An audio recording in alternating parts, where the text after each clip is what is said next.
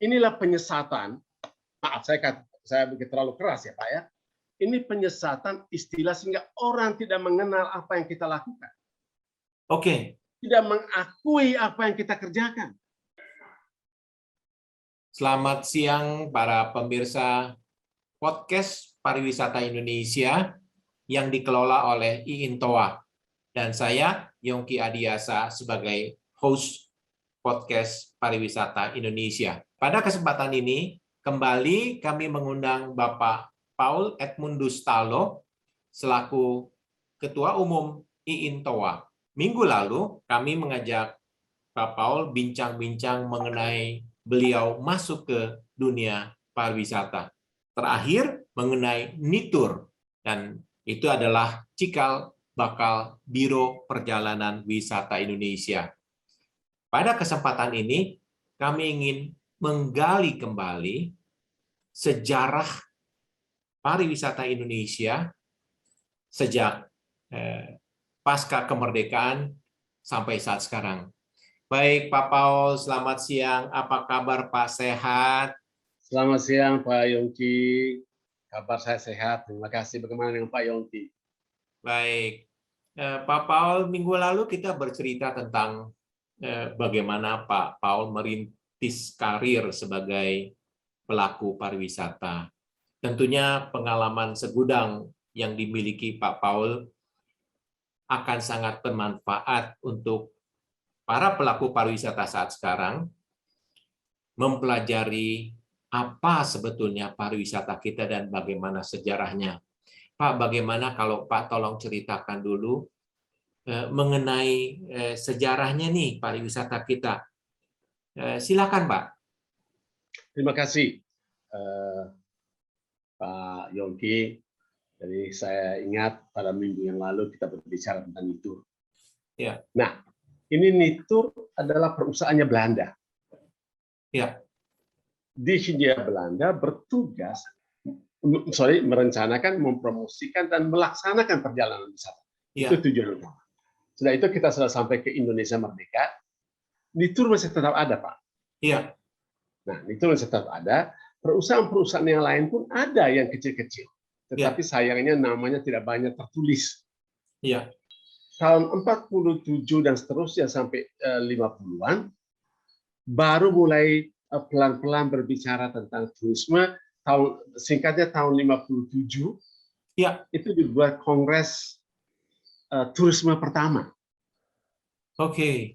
56 di Tugu, Pak. Di Tugu, ya. Di Tugu. Kongres kedua di Tretes, Pak, 57. Iya. Nah, pada waktu kongres kedua inilah kata turisme diganti menjadi pariwisata. Menarik. Pariwisata, Pak. Betul, Pak. Apa arti pariwisata ini, Pak? Pariwisata itu, kata itu datang dari bahasa Sanskerta. Iya, Pak. Pari artinya pergi, atau juga kumpul-kumpul bersama. Ya. Wisata artinya jalan-jalan, pesiar. Kalau orang Belanda bilang plesir, Pak. Plesir, iya, betul, Pak. Betul, Oke. Pak. Plesir. Jadi pergi jalan-jalan itulah pariwisata. Pariwisata. Lalu pergi. Iya. Kumpul-kumpul bisa saja artinya dalam keluarga. Iya, iya. Di kantor. Lalu merencanakan melakukan perjalanan bersama-sama. Sejak itulah kita mulai pakai pariwisata.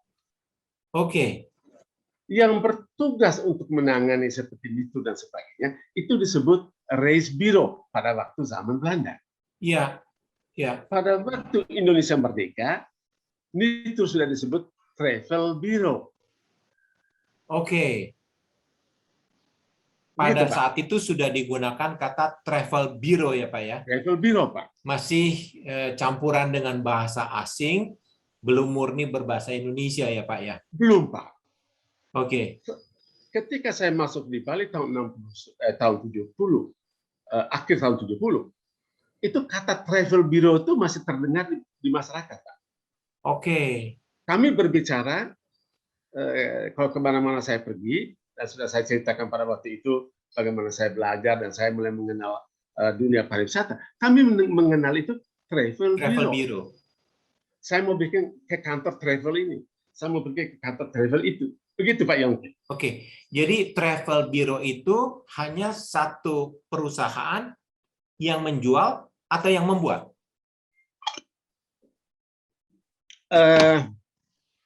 Terima kasih Pak Yongki. Iya, Pak. Kalau kita jujur mau mengatakan, Iya, yang betul-betul merencanakan membuat paket, iya. menjual kepada tour travel Pelanggan, ya. di luar negeri, Oke, iya. hanya Nitur, Pak. Oke. Oke. Pada awal-awal kemerdekaan. Iya, iya, iya. Tahun 60-an mulai muncul namanya Pakto, Iya, namanya Universal, iya, namanya Viatur. iya. Nah, mereka ini selain menjual tiket, sudah mulai merintis bagaimana menjual paket wisata. Iya. Dan saya tahu mereka kebanyakan menjual paket wisata ke luar negeri. Betul sekali, Pak. Nitur dan Pakto beda. Tetap. Dia membuat paket untuk membawa turis ke dalam negeri. Iya, iya. Kalau kita kembali lagi, saya pergunakan kata jujur, Nitur karena pengalaman sejak zaman Belanda. Iya. Kemudian muncul si Pakto, Iya. itu dipimpin oleh orang asing, Pak. Oke. Bapak Dr. Hashim Ning menyewa seorang pakar lah boleh dikatakan, namanya Warwick Forser. Seorang profesional, Pak. Seorang profesional, Iya. orang Australia. Dia betul-betul mengembangkan bisnis ini. Iya. Nah, pada waktu itu baru kita mengenal, kami yang di Bali mengenal namanya kata reservasi. Kami mengenal namanya konfirmasi. Jadi saya melihat bahwa banyak sekali berjamuran travel bureau atau yang dulunya Rice Bureau itu menjual paket-paket wisata, dan karena memang kemampuan skill dari para pelaku tidak setinggi apa yang dimiliki oleh maaf saya sebut Nitur, Pakto, maka saya melihat bahwa banyak sekali Rice Bureau, travel agent yang menjual paket ke luar negeri. Sehingga kalau tidak salah, tahun 74, seorang dirjen pariwisata yang memutuskan bahwa, come on, kalian harus menjual Indonesia untuk mendatangkan wisatawan. Pada tahun 1974, itu yang menjadi dirjen pariwisata namanya Andreas Prayogo. Beliaulah pada waktu itu menjadi dirjen pariwisata di bawah Departemen Perhubungan, Pak. Oke. Ya, Kementerian Pariwisata belum ada, Pak. Iya. Saya sudah sebut di awal bahwa pernah dibentuk pada tahun 46, tapi kemudian hidup lalu mati lagi. Iya. Departemen Turisme. Nah, Direktur Jenderal Pariwisata adalah direkturnya adalah Andreas Prayogo. Beliau mengatakan setiap izin yang dikeluarkan untuk travel bureau Iya. harus mendatangkan wisatawan dari luar negeri ke dalam negeri. Iya. Disitulah mulai berbicara tentang devisa negara. Disitulah baru berbicara tentang manfaat wisatawan untuk Indonesia. Iya. Begitu, Pak. Nah, baik saya teruskan tentang Pak Yop Ave. Tahun 1978-79, Ya. 80, Ya. namanya Jenderal Ahmad Tirto Sudiro dipanggil pulang untuk memimpin Direktorat Jenderal Pariwisata. Oke. Beliau tetap dengan semangat yang sama. Tetapi untuk pertama kali kami mendengar, pada waktu itu saya sudah aktif sekali di kegiatan kepariwisataan ini.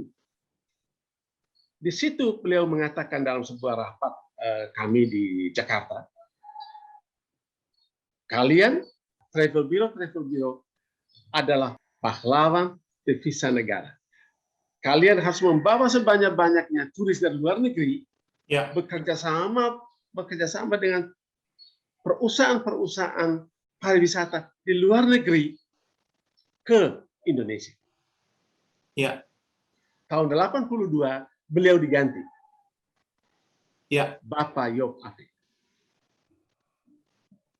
Pak Yop Ave, beliau adalah seorang aktor.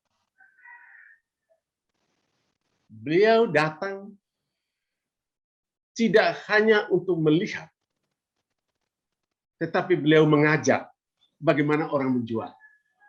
Beliau berikan contoh-contoh bagaimana mengeluarkan kata-kata, memanfaatkan kata-kata promosi. Ya. Setiap kegiatan di luar negeri, beliau datang ikut bersama hotel-hotel dan travel bureau yang melakukan kegiatan sana. Ya. Kegiatan promosi, Pak. Pak bayangkan 82, 83, 84 dan seterusnya. Ya. Nah, yang ingin saya sampaikan bahwa pada zaman beliau tetap menjadi Direktur Jenderal Pariwisata. Tahun 82 itu, tahun 87 menterinya pertama kali ditunjuk Menteri Pariwisata masih digabung dengan Pos dan Telekomunikasi. Ya. Bapak Jenderal Ahmad Taher. Ya. Untuk pertama kali pada masa kepemimpinan beliau, seingat saya tahun 87 dikeluarkan sebuah SK, surat keputusan Kementerian Pariwisata, Pos dan Telekomunikasi, nomornya saya lupa tapi di tengahnya ada 103 tahun 87, bahwa yang disebut travel bureau dibagi dua. Oke. Satu namanya Biro Perjalanan Umum, Oke. dan satu namanya agen perjalanan. Oke. Biro Perjalanan Umum di dalam pembicaraan kami pada waktu diterjemahkan adalah inbound tour operator. Oke. Inbound tour operator bekerja dua hal. Atau Biro Perjalanan Umum, dia merencanakan, mempromosikan, mendatangkan, dan melaksanakan perjalanan wisata di dalam negeri bagi wisatawan dari luar negeri. Oke, yang Itu Biro Perjalanan. dapatkan, yang saya baca dari catatan-catatan yang saya miliki, Biro Perjalanan Umum lingkup kegiatannya adalah membuat, menjual, menyelenggarakan paket wisata. Betul. Ini sangat jelas. Itu bahasa SK-nya. Ya. Membuat, menjual, dan menyelenggarakan. Dan menyelenggara perjalanan wisata. Oke. Itu betul. Dan Tetapi yang satu lagi adalah agen perjalanan. Betul. Agen perjalanan. Ruang lingkup kerjanya adalah menjual tiket perjalanan, tiket pesawat udara, tiket kapal laut, tiket kereta api, lalu menjual paket-paket wisata yang disediakan oleh Biro Perjalanan Umum. Oke. Dia boleh jual. Ya. Dia juga boleh jual harga hotel-hotel yang dia dapatkan. Iya. Nah, didapatkan dari hotel misalnya. Ya. Tolong jual dong, ini brosur saya. Ya. Dia tugasnya menjual. Kalimat yang pastinya. Dia tidak menyelenggarakan perjalanan wisata. Iya, mungkin bisa dipertegas dengan catatan saya bahwa agen perjalanan itu menjadi perantara. Betul sekali. Ini perlu ditekankan, agen perjalanan menjadi perantara di dalam pemesanan tiket udara, laut, darat, menjual paket-paket wisata yang dibuat oleh Biro Perjalanan Umum. Betul, Pak Yongki. Jadi jelas sekali perbedaan antara Biro Perjalanan Umum yang membuat, menjual, dan menyelenggarakan, dan kemudian agen perjalanan yang hanya menjadi perantara. Demikian mungkin, Pak. Betul, itu betul sekali, Pak. Nah, sebagai bahasa pelaku pariwisata seperti Pak Yongki, seperti saya, kami dari kata membuat Biro Perjalanan Wisata tadi, Pak. Biro Perjalanan Umum. Biro Perjalanan Umum. Membuat itu datang daripada penelitian, Ya, mengumpulkan, ya, membuat paket wisata ya, yang merupakan ramuan ya, kemasan dari harga hotel, harga transportasi, ya, harga ya, guide, ya, ada di sini Pak. ya, Makan, ya, ada di sini Pak. ya, Nah, dikumpulkan semua, parkir, masuk-masuk ke objek wisata, tontonan dan sebagainya. ya, Itu dimasukkan dalam satu bundel. ya, Bundel ini yang disebut paket, dan paket itu untuk turis disebut paket wisata. iya. Dalam bahasa Inggrisnya package tour. Ya, package tour atau tour package. Ya, ya, Nah, ya, ya. paket ini tidak hanya dibuat lalu dilepas, nanti orang datang ambil, tidak. Oke. Kata menjual, kami terjemahkan pergi mencari partner di luar negeri, Ya, dan partner itu adalah tour operator, bukan turis.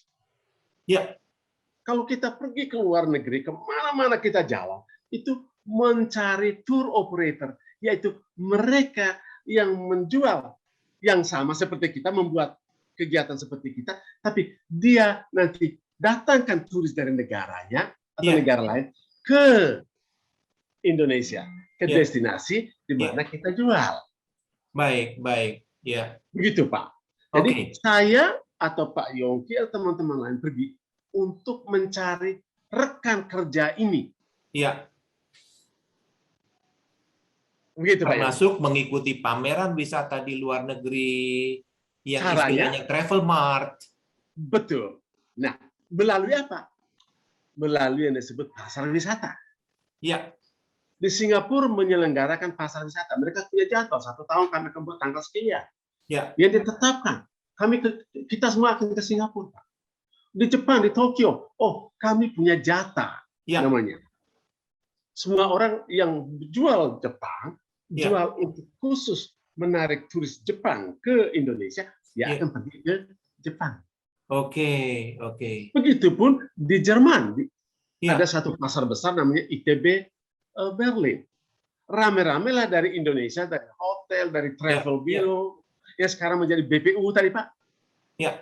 Dia akan rame-rame pergi ke sana bagi mereka yang punya uang dengan biaya sendiri. Saya tekankan ini. Dengan biaya sendiri. Biaya sendiri. Ya.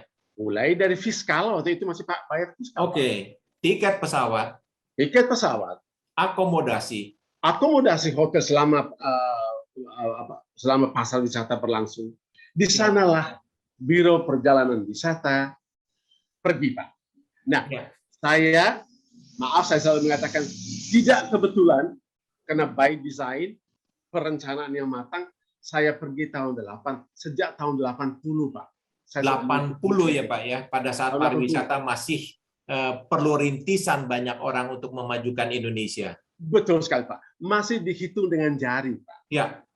Ya. Tahun 81 itu ASEAN menyelenggarakan pasar wisata untuk pertama kali bagi negara-negara ASEAN yang bertindak sebagai penjual, Ya. seller, dan mendatangkan tour operator dari seluruh dunia Ya. kumpul di Malaysia sebagai pembeli atau disebut buyer untuk melakukan komunikasi, tawar-menawar, supaya kita bisa menjadi, atau saya bisa menjadi agen dia di Indonesia. Ya, ya. Iya, Pak. Sejak saya awal karir, saya mengenal pameran pariwisata terbesar di dunia ada 2. Yang mengatakan pasar wisata dunia, saya catat yang Pak sebutkan tadi, ITB Berlin, International Tourism Bourse Berlin. Kemudian saya catat satu lagi, WTM, World Travel Mart. Itu pada saat itu. Betul sekali. ITB Berlin masih tetap merupakan yang pertama, yang terbesar. Ya. Tidak bisa disangkal ini, Pak. Saya jalan kaki dari ujung ke ujung, Iya. itu memakan waktu 2-3 jam. Iya. Ya. Jadi begitu luas ruangan atau lahan yang dipakai. Ya. Lalu kalau WTM, Ya. World Travel Mart. Tourism Mart yang ada di London, itu memang lebih kecil. Oke, Misalnya dengan menarik destinasi sekali, destinasi. menarik sekali. Contoh ASEAN tadi.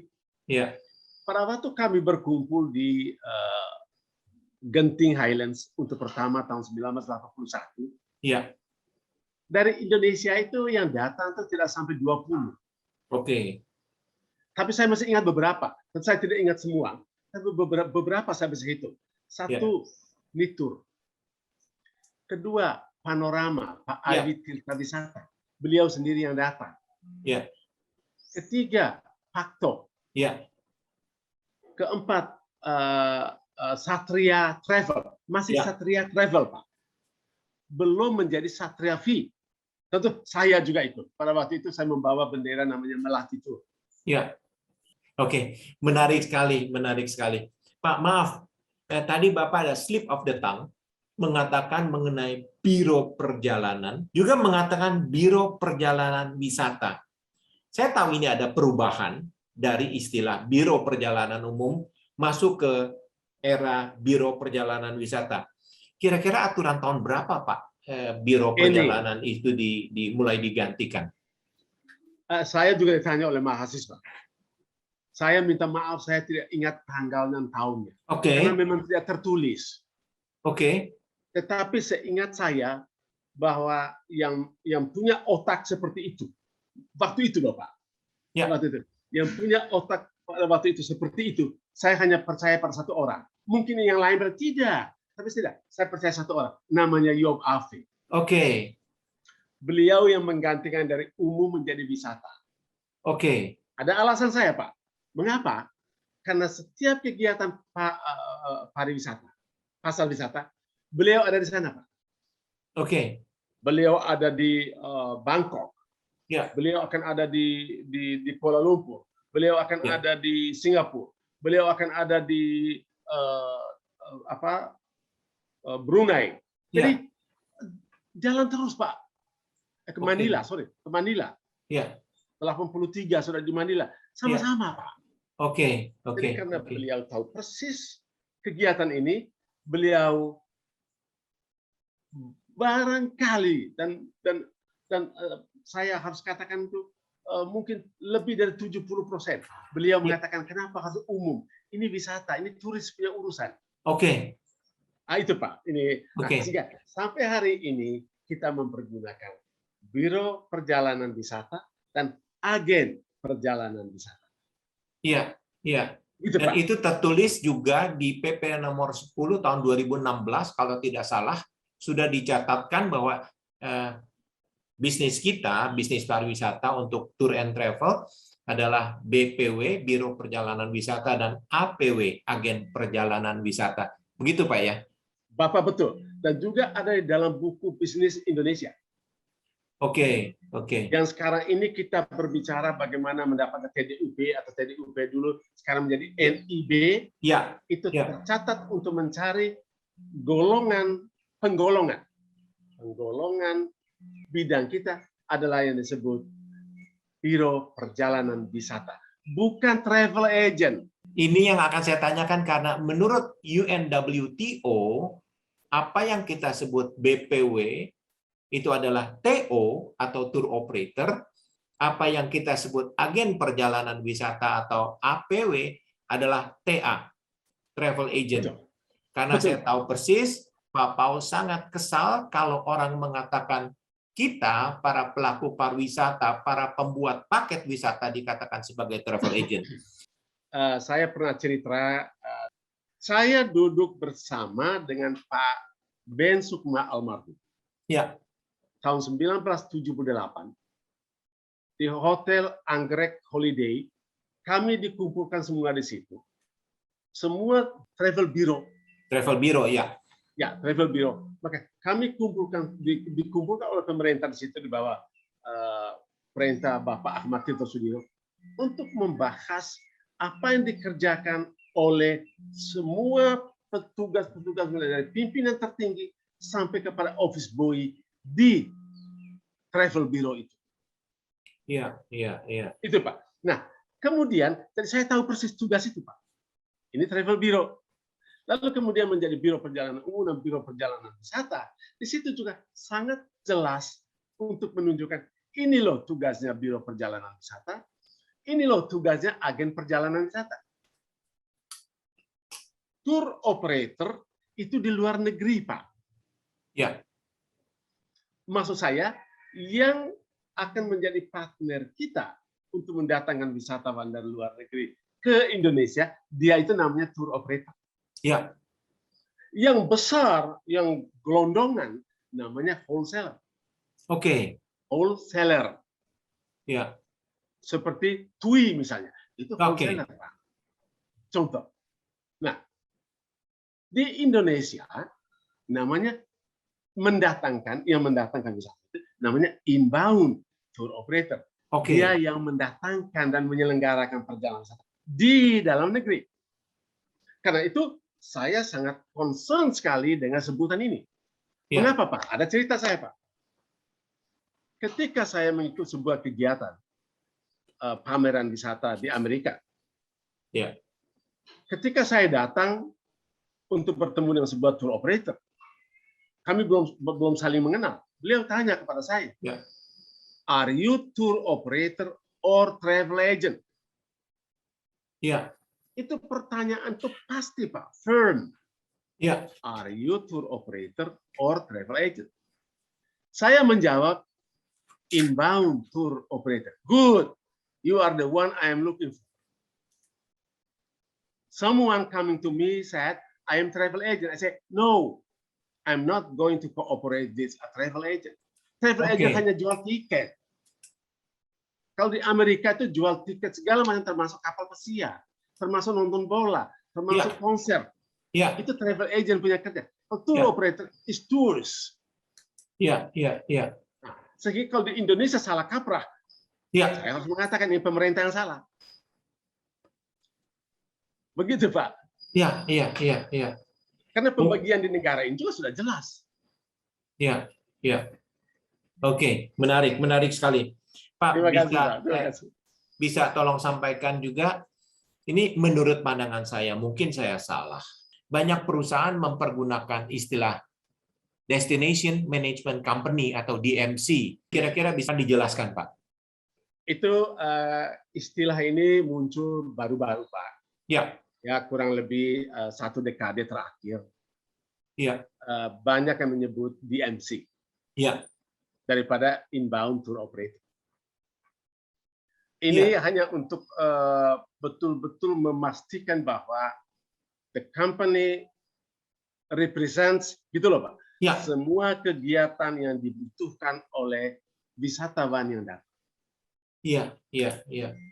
All kind of services. Mulai dari penjemputan, mulai dari hotel reservation, tontonan, makanan, guide yang diberikan. Kalau ada kebutuhan untuk mengurus visa tambahan, dia akan bisa mengurus. Kalau ada tamunya sakit, dia akan juga bisa mengurus dengan rumah sakit atau SOS untuk mengirim pulang kepada ke negaranya, atau mengurus asuransinya. That's an DMC. Dia mengurus semua kebutuhan wisatawan yang diperlukan di dalam negerinya. Ya, baik. Begitu, Pak. Oke. Saya juga mencatat, mengetahui, mendengar banyak pejabat di Indonesia yang salah kaprah mempergunakan istilah travel agent. Maaf, untuk di Kementerian Pariwisata saat sekarang saya sudah yakin teman-teman kita, para pejabat di Kementerian Pariwisata sudah mempergunakan istilah yang benar, mana tour operator, mana travel agent. Tapi banyak pejabat di kementerian lain yang masih berpikiran bahwa kita, tour operator, adalah travel agent. Apakah mungkin itu pengaruh dari online travel agent yang mereka lihat hanya menjual? Mungkin bisa Pak tolong jelaskan ini, Pak. Memang tidak tertulis juga sekali lagi. Sekali lagi saya juga ditanyakan oleh para mahasiswa. Yang pertama, karena pejabat-pejabat tidak pernah membaca. Tidak lagi utak-atik. Kalau saya atau Pak Yongki masih bisa ingat keputusan menteri, keputusan direktur jenderal pariwisata, tahun 88 seperti yang tadi kita diskusikan, tahun 87 keputusan menteri yang saya katakan, keputusan ini tidak pernah dibaca lagi, Pak. Oke. Mereka hanya melihat apa yang ada di depan mata. Menurut saya sih, Ya. maksudnya Pak, dalam hal ini, mereka tidak lagi melihat yang ke belakang. Oke. Undang-undang pariwisata pun juga tidak menyebut Biro Perjalanan Wisata. Dia menyebut usaha perjalanan wisata, jasa usaha perjalanan wisata. Iya. Ya. Dia tidak mengetahui apa itu sejarah pariwisata. 2 dekade terakhir, ya artinya 20 tahun, muncullah yang namanya online travel agent. Iya. Itu gempar. Gempar itu artinya apa? Di televisi, di HP dia, Ya, di para sosial pejabat, media. Ya. sosial media menulis kalau mau beli tiket online travel agent, OTA. Ini. Ya. Jadi dia ingat travel agent, online travel agent. Kalau online itu yang bisa dia hubungi melalui internet, kalau travel agent ya macam Pak dan saya. Nah, Oke. inilah penyesatan. Maaf, saya begitu terlalu keras ya Pak ya. Ini penyesatan istilah sehingga orang tidak mengenal apa yang kita lakukan. Oke. Tidak mengakui apa yang kita kerjakan. Oke. Kalau saya sekarang mau berteriak, atau Pak berteriak bahwa Bapak Ahmad Taher, Bapak Ahmad Tito Sudiro, Bapak Susilo Sudarman, Bapak Yop Ave, Bapak Sri Budoyo, Bapak Sri Mulyono Herlambang, atau Pak Rahimi Sultan, yang selalu mengatakan bahwa Biro Perjalanan Wisata adalah pahlawan negara yang mendatangkan devisa bagi negara, itu diketawain barangkali oleh mereka. Kenapa? Karena mereka kira kita itu turisnya datang ujung-ujung terbang, tiba di airport. Turun dari langit Kira langsung. kita hanya datang untuk hanya menjemput. Oh, itu jasa pelayanan wisata, usaha wisata. Oke. Mereka tidak pernah tahu, karena mereka tidak mau tahu, matanya tutup.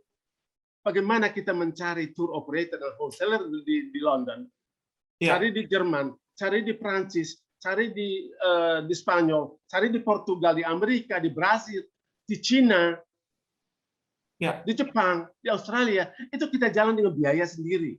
Mana mereka tahu soal itu, Pak? Gitu lah. Kalau kita cari uang sendiri begini tidak dianggap. Oke.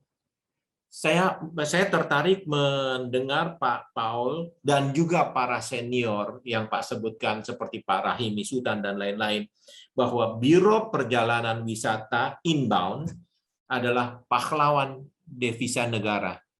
Pak, tolong deskripsikan di mana Pak devisa negaranya.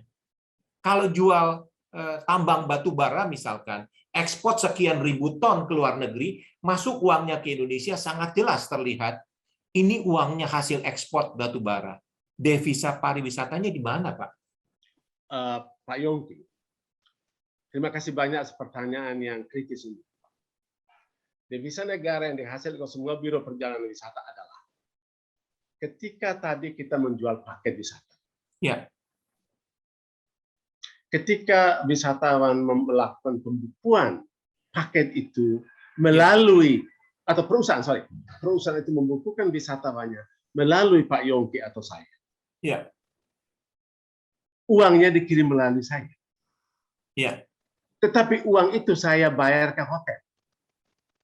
Saya bayar ke restoran. Saya bayar ke guide.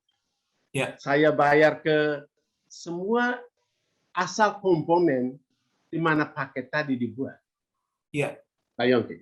Duit inilah yang masuk ke negara, wisatawan itu juga datang membelanjakan uangnya. Devisa datang dari itu. Kalau Pak Yongki, kalau batu bara dia jual sekian ton, sekian ribu ton, kelihatan memang duitnya. Tetapi bagi sebuah perusahaan seperti saya, perusahaan dengan modal betul-betul modal sendiri, dengan mendatangkan satu tour saja satu kali bayar satu grup. Saya melayani kurang lebih dari kalau beberapa tahun yang lalu saya melayani sampai 100 sampai 120 rombongan dari Amerika, dari satu tour operator saja. Dari satu saja. 100 sampai 120 rombongan. per tahun. Iya, Satu rombongan kira-kira membayar sampai $200.000. iya, $200.000 itu berapa, Pak? Hampir 3 M ya? iya, 3 M. Satu kali datang. iya, Nah, yang tahu itu adalah bank, Pak. iya, Bank kan dia tahu, oh orang ini menghasilkan $200 satu kali, 200.000. 1 minggu kemudian $200.000 lagi. 1 minggu selanjutnya $200.000 lagi. Itu pada iya, satu agent. Saya tidak bisa membandingkan apalagi Pakto yang besar, iya, atau Smiling Tour yang gede, atau iya, Vita dan seterusnya sampai kepada Panorama. iya, Nah, ini uang inilah yang disebut yang dihasilkan oleh kita masuk melalui negara dan iya, turis-turis juga belanja kepada rakyatnya Indonesia. Disitulah iya. yang disebut devisa bagi negara. Oke, jadi artinya bahwa para pejabat harus tahu, harus benar-benar menyimak bahwa para inbound tour operator ini mendatangkan wisatawan dari luar negeri dengan jerih payah datang ke Indonesia. Bukan ujuk-ujuk tiba datang di airport. Bukan datang dari langit, tapi memang hasil jerih payah para tour operator inbound tour. Betul sekali, Pak Yongki. Betul. Oke. Dan berapa banyak mereka yang sama sekali tidak dianggap di Indonesia ini sudah melakukan kegiatan-kegiatan itu. Ya, ya. Yang puluhan tahun. Ya. Ini terus sebentar lagi 100 tahun, Pak. Ya, ya. Iya, Pak. Oke, oke. Baik, menarik sekali Pak Paul. Iya, Pak. Iya, sangat membuka wawasan. Sebelum saya menutup perbincangan ini, mungkin ada yang ingin Pak sampaikan mengenai Biro Perjalanan Wisata Inbound Tour. Silakan, Pak. Biro Perjalanan Wisata atau Inbound Tour Operator. Ya. Ya, Pak. Ya, saya hanya mau mengatakan sebagai tambahan bahwa untuk menjadi pengusaha, untuk menjalankan usaha ini, kita ditentukan dengan berbagai persyaratan. Ya. Seingat saya pada zamannya, kembali lagi tahun 70-an, 77-78, itu Direktorat Jenderal Pariwisata menentukan, satu, kantor kamu harus ditempatkan sebuah papan ukuran sekian senti, latar belakangnya putih, tulisannya biru. Di atas paling ujung tulis Biro Perjalanan Umum, di bawah nama perusahaan, dan seterusnya alamat dan sebagainya. Itu persyaratan. Salah satu persyaratan. Kantornya minimal 5 orang, dan seterusnya. Pegawainya harus menyerahkan KTP, harus menyerahkan riwayat hidup. Itu, Pak. Ya. Dan terakhir yang paling penting adalah bahwa perusahaan harus menyetorkan proposal bagaimana mengembangkan usaha ini untuk mendatangkan wisatawan dari luar negeri. Harus. Gitu, Pak. Ya. Dalam hubungan dengan devisa negara tadi. Oke. Oke, itu satu, Pak, yang ingin saya sampaikan. Yang kedua, ketika bergeser ke belakang, masih zaman Job Ave, beliau melarang semua nama pakai bahasa Inggris, bahasa asing. Harus dibahasa Indonesiakan. Sesuatu itu lenyap, Pak. Orang bebas untuk